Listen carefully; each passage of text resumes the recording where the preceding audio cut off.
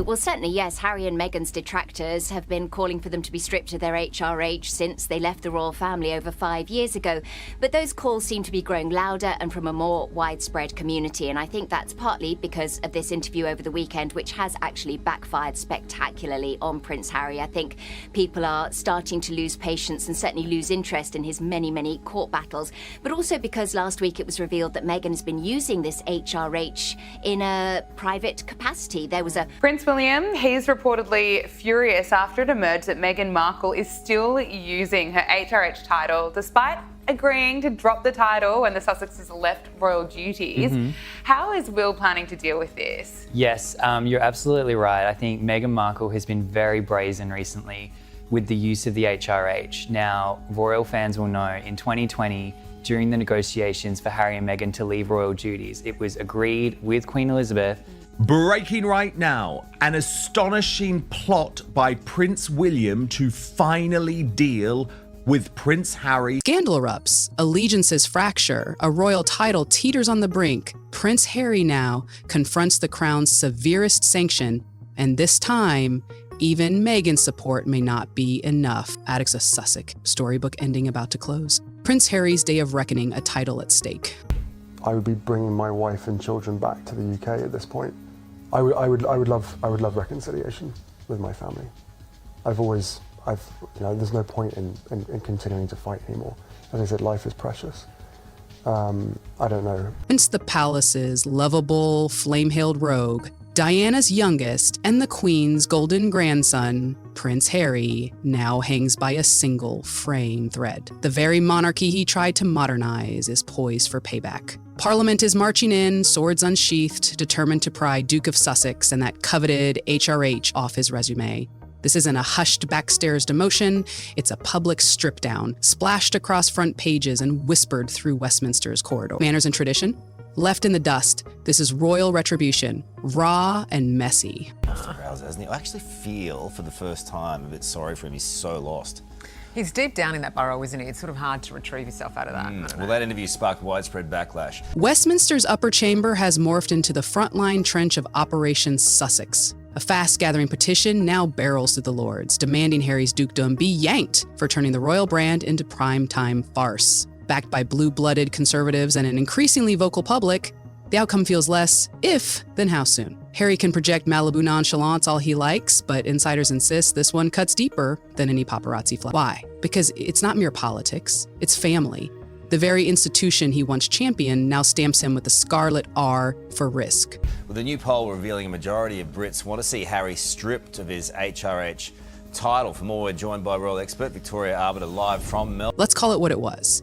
Harry didn't politely step back. He swan-dived out of Buckingham in a splashy cannonball, Meghan clutching his hand, landing straight onto Oprah's sofa. Since then, it's been a rolling thunder of tell-alls, one primetime expose, a scorched earth memoir, and a Netflix saga that spilled more Windsor tea than an entire season of The Crown. Britain's patience evaporated. What once felt like bold honesty now smacks of outright betrayal. MPs brand him out of control. Palace aides mutter that every bridge is ash, and that once adoring public has traded its cheers for a collective sigh-eye at the California prince, chasing Hollywood glitz. So peel away the honorifics, and what remains? A royal with no palace, no duties, and zero invitations waiting at Heathrow. The firm rarely lets a fall from grace play out in daylight. This time, they've rolled out a marquee. I don't remember exact quotes, but I certainly remember the flavour being, oh, we just want to leave all of that royal formality behind. We want to live these simple, authentic lives. So why is that HRH it being used in any capacity? Well, because I don't think those statements before were true or authentic, right. I have to say, because I think it does mean a lot to them. Harry didn't simply bow out of royal life. He hit the self-destruct button. Once the monarchy's lovable wildcard, he's morphed into its loudest PR siren. The ignition point? A relentless, headline gluttonous crusade against the very house that raised him. First the Oprah shockwaves, then a Netflix deep dive through Windsor's dustiest closets, and finally, Sparewool. Part memoir, part scorched earth manifesto. He hasn't just washed the family laundry in public, he's turned it into a global exhibit complete with spotlights and admission tickets. In a nation where tight lips and tucked-away skeletons are sacred, Harry's exposés haven't earned empathy, they've sparked outrage. Britain's tabloids label the saga beyond the pale, while palace insiders whisper that even die-hard loyalists have quietly erased his name from the guest lists. And its relevancy and its a selling point of their position, who they are, which is members of the royal family. And I thought the royal family was this terrible thing that needed to be escaped. And well, what's extraordinary is, where are they? They're in America, the great egalitarian country that doesn't respect titles, doesn't use them.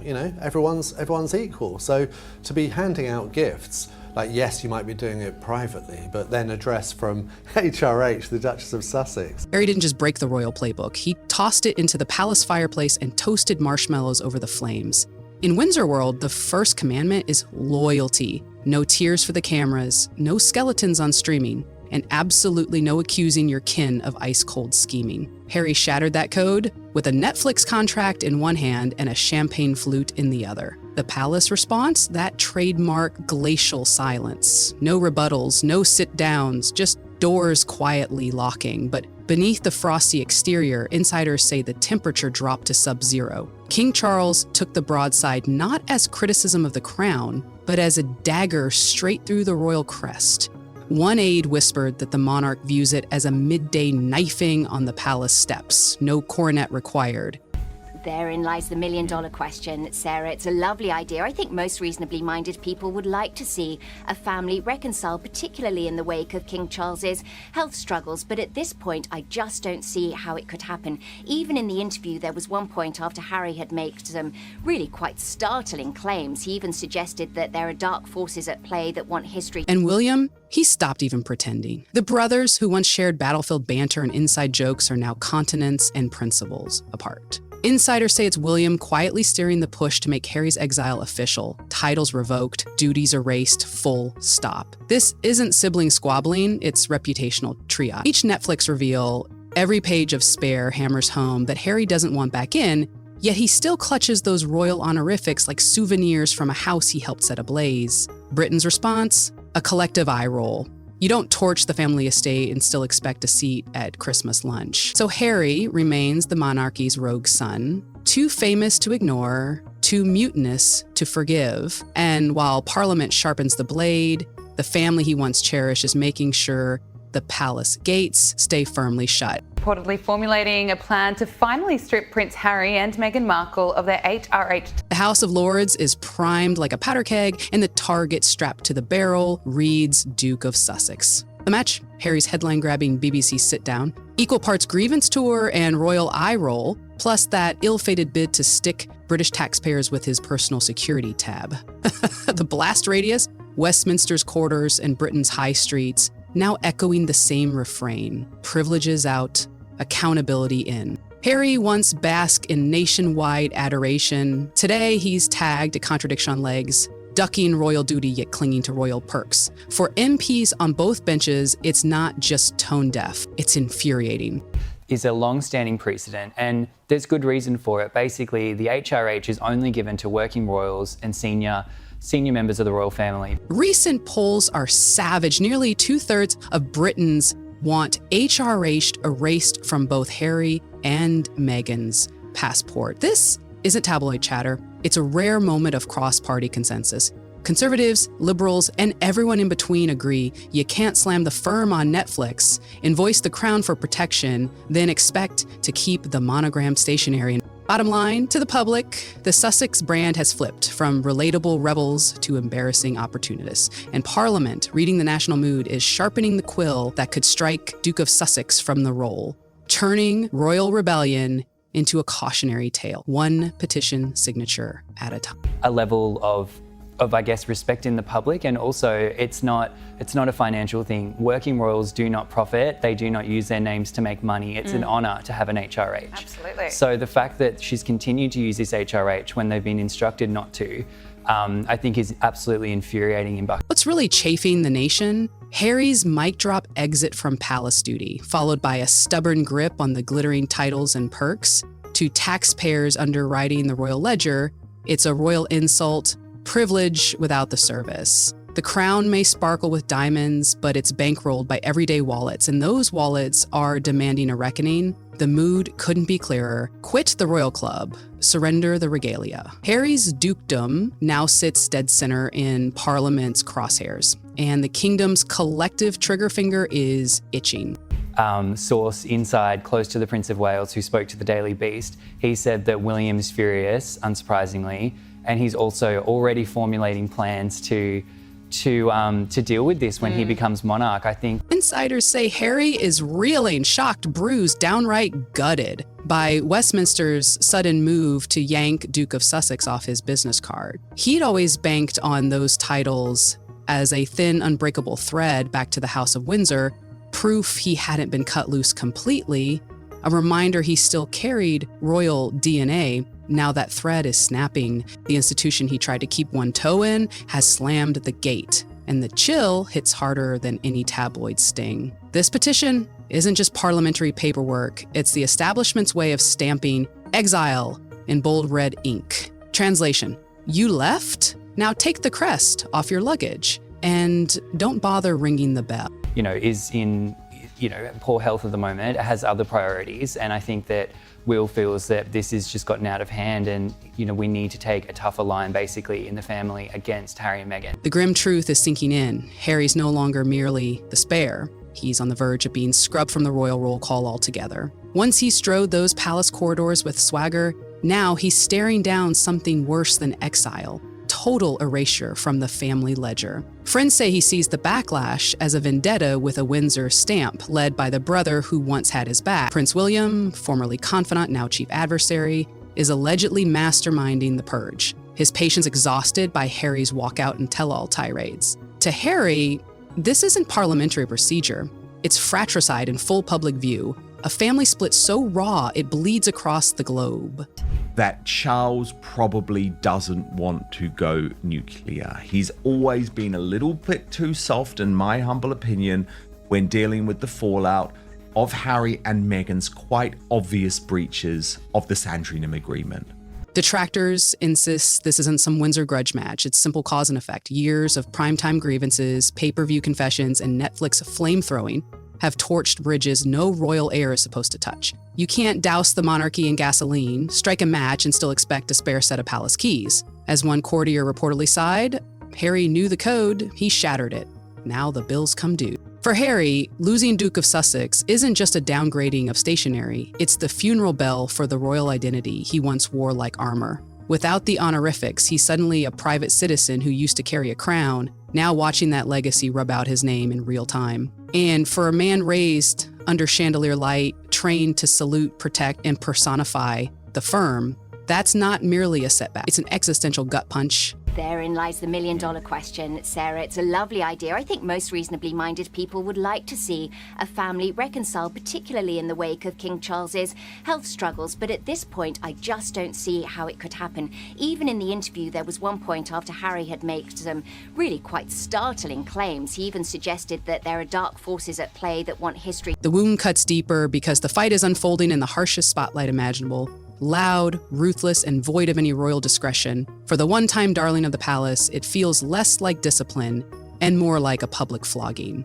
The kingdom isn't merely turning its back on Harry, it's bearing his downfall for the entire world to watch. Talk of reconciliation still flutters among optimistic royal watchers, but insiders swear that bridge is nothing but charred planks. Trust is shattered, the rift yawns wide, and Parliament's petition is gathering signatures like storm clouds. Public opinion has calcified. Harry's royal future now dangles by a single fraying thread. Unless the winds change fast, the Duke of Sussex is breathing its final breaths, and the prince who once wore that crown so proudly must confront a brutal reality. The title and the royal identity it signified may soon be gone for good.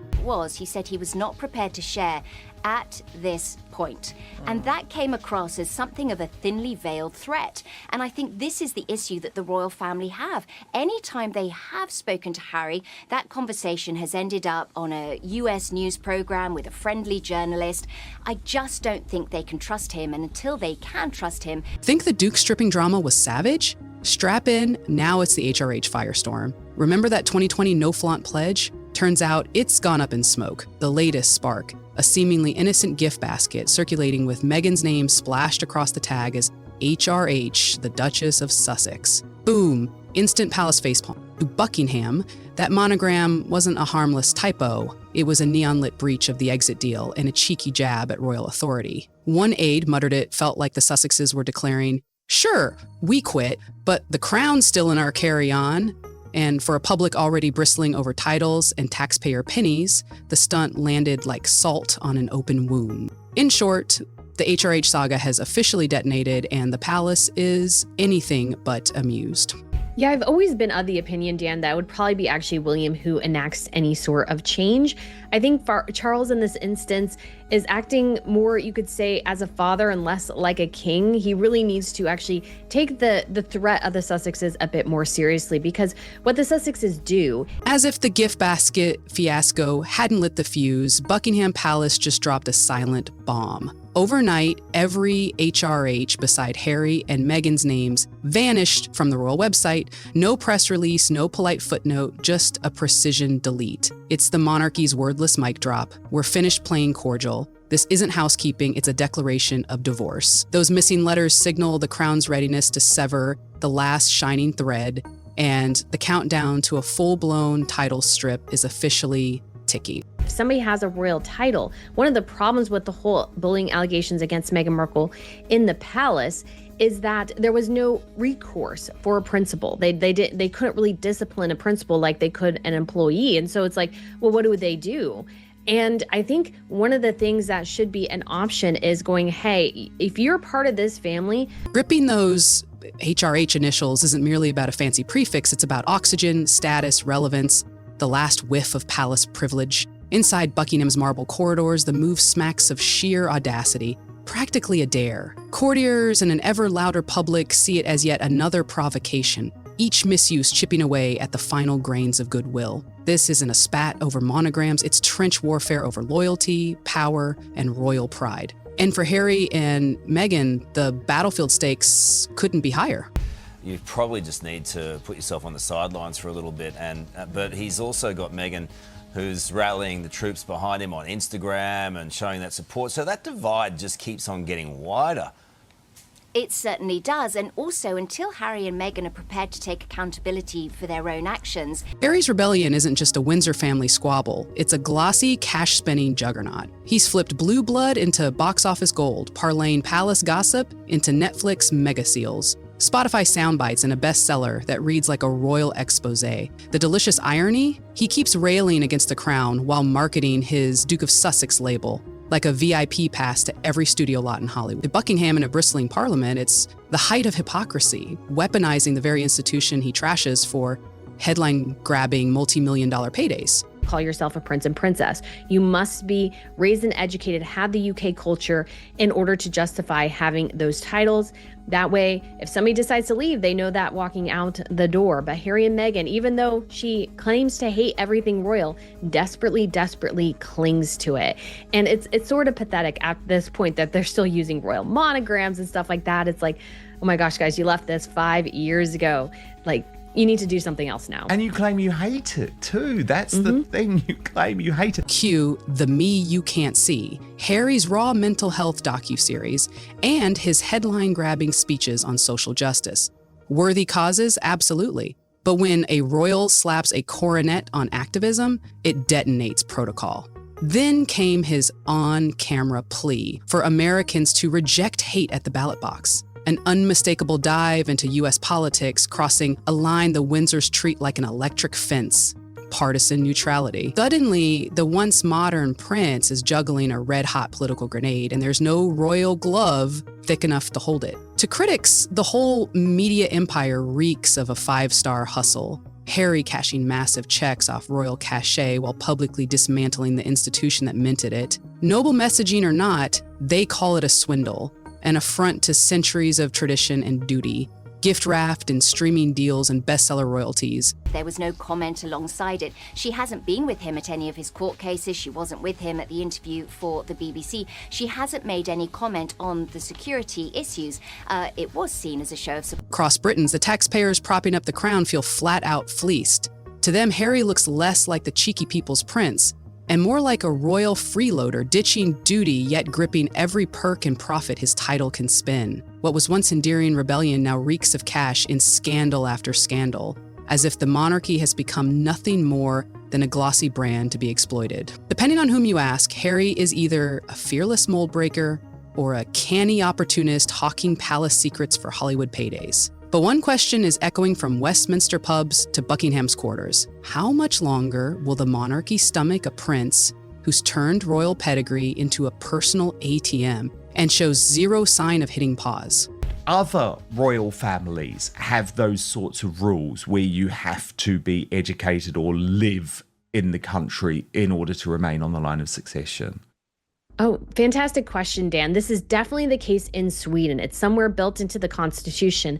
What happens when a royal dares to play politics like a seasoned campaigner? You get a full-scale political inferno that's now threatening to scorch centuries of royal tradition. Prince Harry, once the golden boy of the firm, has lit a fuse that's snaking its way straight to Parliament. And this time, they're ready to blow the doors off the royal gates. At the heart of this firestorm is an urgent mission: preserve the sanctity of the crown before it gets dragged through the mud of global activism and Netflix-fueled notoriety. And Parliament isn't just wagging fingers, they're cracking open the history books. To be in this bubble where they think that they are the ones that are the victims in all of this and that they are not to blame and that everybody else is against them.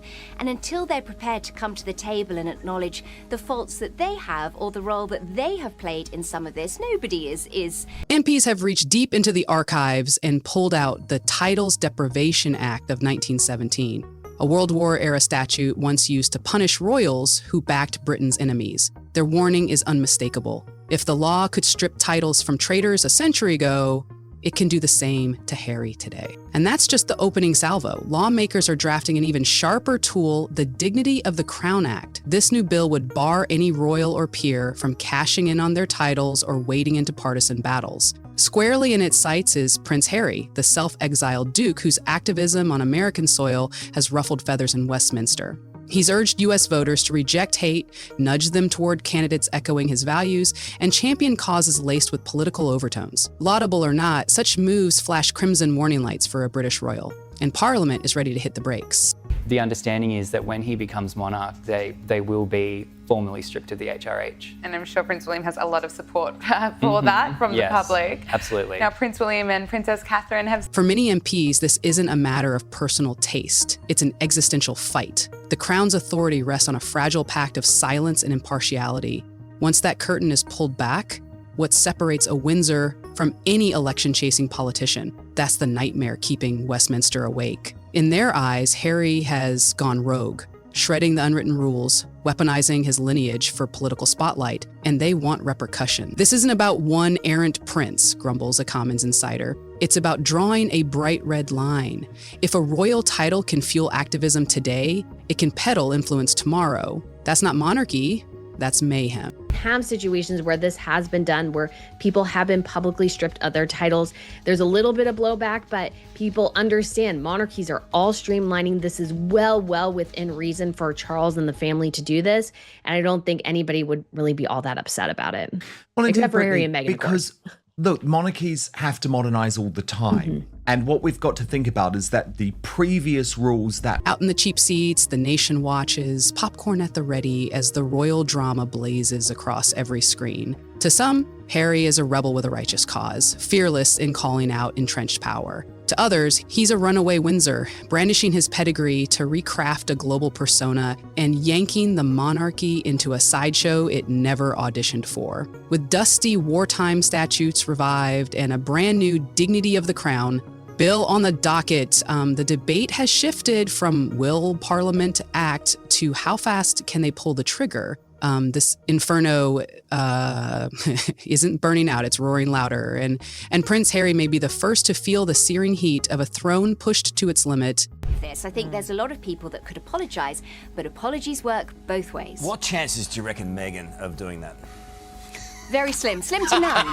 Let's go with that. Slim to none at this point. Ignore the polished photo ops and Buckingham's frosty no comment. The velvet gloves are off. Behind palace walls, a high-stakes chess match is underway, and the next king is moving pieces with icy precision, while Harry basks in rebel prince. Limelight, William, once the doting big brother, is reportedly masterminding a quiet yet brutal endgame. As insiders murmur that he's spearheading an internal campaign to do what the late Queen sidestepped and what King Charles has so far postponed, cut the Sussexes adrift from the crown for good. For example, if a royal family was driven out of the country because of a war, but there is now absolutely no rationale why a potential future head of state should be living in America. William has already landed his opening strike, the quiet deletion of HRH next to Harry and Meghan's names on the royal website.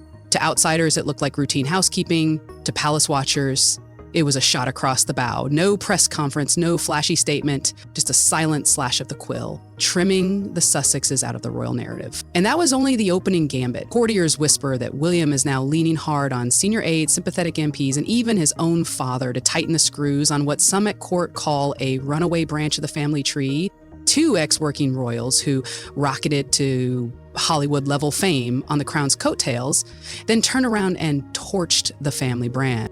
Good evening from London. Welcome to Piers Morgan Uncensored. It's almost 4 years now since Harry and Meghan made the groundbreaking announcement. They were quitting the royal family, stepping down as senior royals, moving to the United States and finding... The knockout punch, insiders claim, is being saved for William's coronation. Word inside the palace is that his very first proclamation as king could be a sweeping one. Harry and Meghan would forfeit every last honor. Duke, Duchess, the entire Sussex label gone in a stroke. No sly footnotes, no leftover HRH lurking in the margins, just a decisive severance. For William, it's no longer a family spat. It's about safeguarding the institution. He's determined to reboot the monarchy with discipline and decorum. And if that means hacking away his brother's headline-grabbing titles, he appears ready to swing the axe. Plays an important part in our nation's life. I think he's right. And as he also says, the baseless racism claims that are now embroiled the King and Princess of Wales, well, they should be the final straw, shouldn't they? The author behind those damning claims, who claims he wasn't the author behind those damning claims, but who else could he have been the author of those damning claims, given it was in the manuscript of his own book? Parliament may be thundering about title stripping and the palace plotting its payback, but the big-name newsrooms, they've barely cleared their throats. No blazing banners, no breaking crawls. Just a couple of tepid think pieces tucked between celebrity breakups and reality show recaps. That hush isn't coincidence, it's strategy. Industry insiders whisper that editors have applied a deliberate mute button, more out of self-interest than impartiality.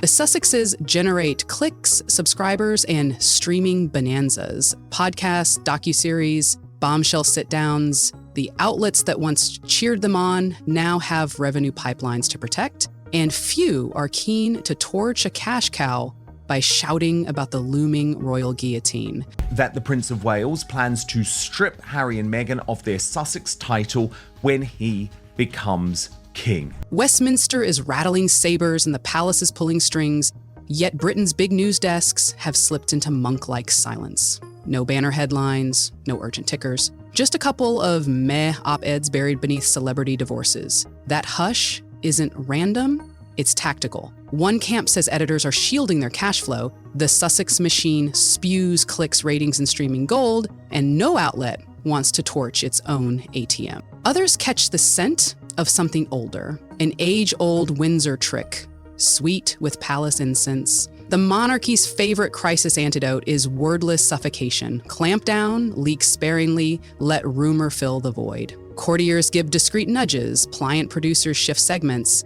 and the public knits its own conspiracy yarns. But the seams are coming apart.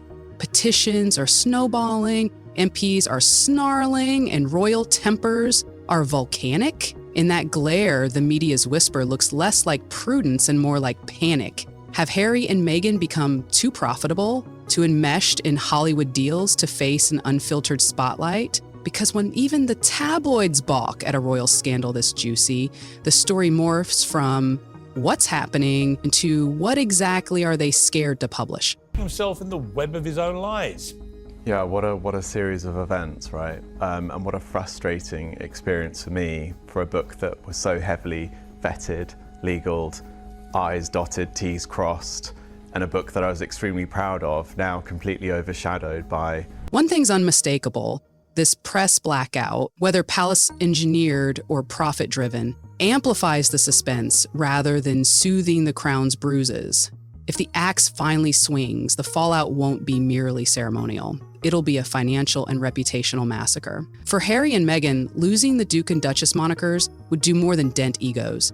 It could gut the entire Sussex enterprise. Every glossy contract, Netflix blockbuster, Spotify exclusives, multi-million-dollar memoirs, glitters largely because of that royal aura. Strip away the titles and the sparkle dulls. Archewell, once pitched as a philanthropic juggernaut, could be left scrambling for oxygen. Corporations, seduced by regal cachet, may slam the brakes, unwilling to bankroll a brand suddenly shorn of its crown polish. And Hollywood, its loyalty is to heat, not history. Speaking fees, production budgets, book advances. Each figure on the Sussex balance sheet could nosedive overnight. In short, a royal decapitation would reverberate far beyond Buckingham's gates. It would shred the very currency that keeps the Sussex brand afloat. As ruthless, I would argue he's just being sensible. But anyway, they say ruthless Prince William is eagerly awaiting the day he'll be crowned Britain's next king, as he's raring to strip the Duke and Duchess of Sussex of their titles if they ever again publicly rip the royal family, Radar Online can reveal. They quote a courtier who tells the publication, "The king was especially stung by Harry labelling him an emotionally cold father." In the fame economy, perception is hard currency and a title is pure gold. Strip Harry and Meghan of their honors and they don't just flirt with obscurity, they risk morphing into exactly what they condemn. Another fading headline, another over-leveraged brand gasping for relevance. Harry now stands at more than a crossroads. He's towing the rim of a precipice. No longer a working royal, perhaps no longer even a global icon, he's reduced to the essentials. A man, unadorned. The child the world mourned as he walked behind Diana's coffin. The soldier who faced fire in Afghanistan. The prince once hailed as the monarchy's fresh, empathetic face. Each of those identities is in danger of eroding, grain by grain, as his legacy slips toward the edge. This series of events that happened. Yeah, I know you're frustrated, buddy, but... And that was expressly forbidden by the Queen. They were able to keep the HRH, they just weren't supposed to use it. So I think people have sort of reached breaking point when it comes to the Sussex's woe is me narrative. The point we were making before about how Prince Harry wants to reconcile with his father, with his family, but how is that even possible if he keeps airing this dirty laundry for the whole world to see? Nosed William has no such concerns. The insider shared behind the scenes, people are saying that the royals have quietly sanctioned the title removal if Harry and Meghan step out of line again. The removal would require an act of parliament, but those in the know say the palace has already called several secret meetings to discuss the possibility and put an actionable plan in place. An emotionally cold father in his scathing memoir Spare. But the monarch is very concerned about his image and fares backlash from his subjects. That's why he'd never dare take away Harry's Sussex title despite all the hurt he's caused. The courtier revealed Charles, 76, worries he'd be seen as petty if he yanked back the titles granted by his beloved mother. They claim that they had nothing to do with Omar Scobie's new book. But you might remember Meghan... Absolutely furious that Meghan continues to flaunt the Sussex title for her and Harry's own self-gain. An insider confirmed to Radar Online, when King Charles does pass away, it's a certainty that William will pull the trigger and strip her and Harry of their HRH status. Well, the question of whether they should keep their titles, in my view, comes down to this. And it's that if you're going to spark a race row, if you're going to accuse two senior members of our royal family of being racists, and if you're going to then deliberately not say the names for 2 years... They also report that Harry's in trouble. He misses his family terribly, but no one is speaking to him anymore, which was, of course, reporting which really stunned us earlier in. But the way they made it come across in the Oprah interview shows, one, they just have no understanding of tradition, or they have no respect for it. Now that the royal decree has changed... was racist, tarring them all with the brush. If you're going to do that, and then calmly, as Harry did at the start of this year, suddenly go, oh, we didn't mean to say they were racist. No, this was unconscious bias. That thing where someone isn't racist, but someone says they were thinking it. Keep the royal titles that you've been so cynically fleecing for the last 4 years.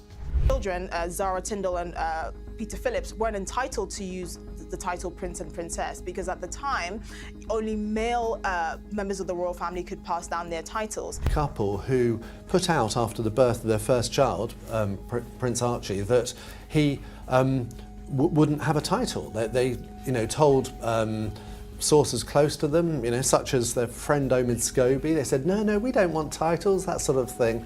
But then they complained in that Oprah Winfrey interview about...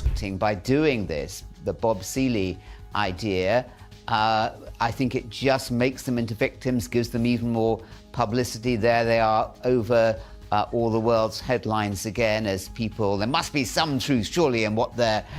Well, they've deliberately not said anything about this because we are, I think as we discussed on the programme before, in the whole era of just let's not poke the bear and let's just, try and have a period of peace. I have spoken to people who were around at the time when the whole Sandringham summit took place, and I think it's fair to say they're both clearly two very, very damaged people.